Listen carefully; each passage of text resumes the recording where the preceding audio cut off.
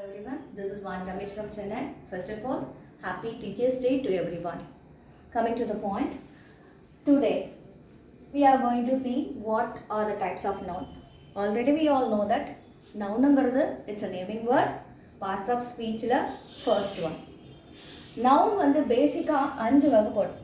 பேசிக்கா 5 வகைப்படும். Common noun, proper noun, collective noun, concrete noun and abstract noun. இப்போ common noun அப்படின்னா பொதுவான பெயர் சொற்கள் இதுதான் காமன் நவுன். குறிப்பிட்டு இதுதான் கிடையாது, பொதுவாக ஒரு கேட்டகரியை சேர்ந்து ஒரு பேர் இருக்கும் இல்லையா. இப்போது ஆறுகள் நிறைய இருக்குது, ஜென்ரலாக ரிவர்ஸ்னு சொல்லுவோம். ஆட்களில் வந்துட்டு மேன் உமன்னு பிரிப்போம், இது ஜென்ரல். ஸோ இந்த மாதிரி ஜென்ரல் நேம்ஸ் இது எல்லாம் காமன் நவுனில் வரும். Example man, river, country. குறிப்பிட்டு ஒரு ஆளோட பேரை சொல்ல, குறிப்பிட்டு ஒரு ரிவரோட பேர் சொல்ல, குறிப்பிட்டு ஒரு கண்ட்ரியோட பேர் சொல்ல பொதுவாக கொடுத்துருக்காங்க. This is common noun. Next proper noun. அடுத்தது ப்ராப்பர் நவுன்.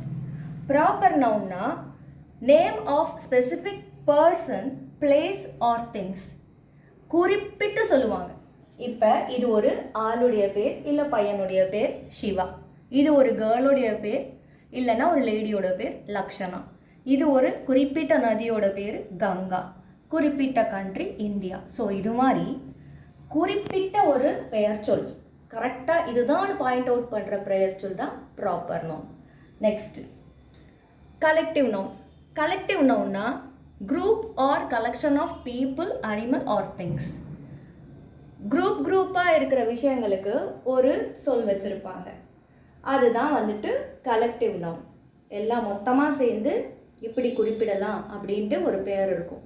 இப்போ ஆட்கள் நிறைய பேர் ஒரு இடத்துல குழுமி இருந்தால் கூட்டம்னு சொல்லுவோம் இல்லையா, அதே மாதிரி இங்கிலீஷ்லேயும் வந்துட்டு குரூப்பிங் வேர்ட்ஸ் இருக்குது, அது என்னன்னு பார்ப்போம். Example team. நிறைய பேர் சேர்ந்து ஒரு விளையாட்டை விளையாடுறாங்க, டீம் ஆஃப் பிளேயர்ஸ் அப்படின்னு சொல்லுவோம். அதே மாதிரி ஃப்ளாக், பறவைகள் கூட்டமாக பறந்து போனால் ஃப்ளாக் ஆஃப் பேர்ட்ஸ்ன்னு சொல்லுவோம். அதே மாதிரி ஒரு சாவி கொத்தில் நிறைய சாவிகள் இருந்தால் பஞ்ச் ஆஃப் கீஸ்ன்னு சொல்லுவோம். கூட்டம் சொன்னேன் இல்லைங்களா, நிறைய மக்கள் சேர்ந்துருக்கிற இடத்த க்ரௌடட்னு சொல்லுவோம். க்ரௌட் அப்படிங்கிறது இங்கே கலெக்டிவ் நவுன். புரிஞ்சுதுங்களா? கிளியராக இருக்குன்னு நினைக்கிறேன் இது வரைக்கும். Next concrete noun. கான்க்ரீட் நவுன்னா name of things that can be felt through our 5 senses. நம்மளுடைய ஐம்புலன்களாலையும் உணரக்கூடிய விஷயங்கள், அந்த பொருட்களுடைய பெயர்கள் வந்துட்டு கான்க்ரீட் நவுன் கீழே வரும்.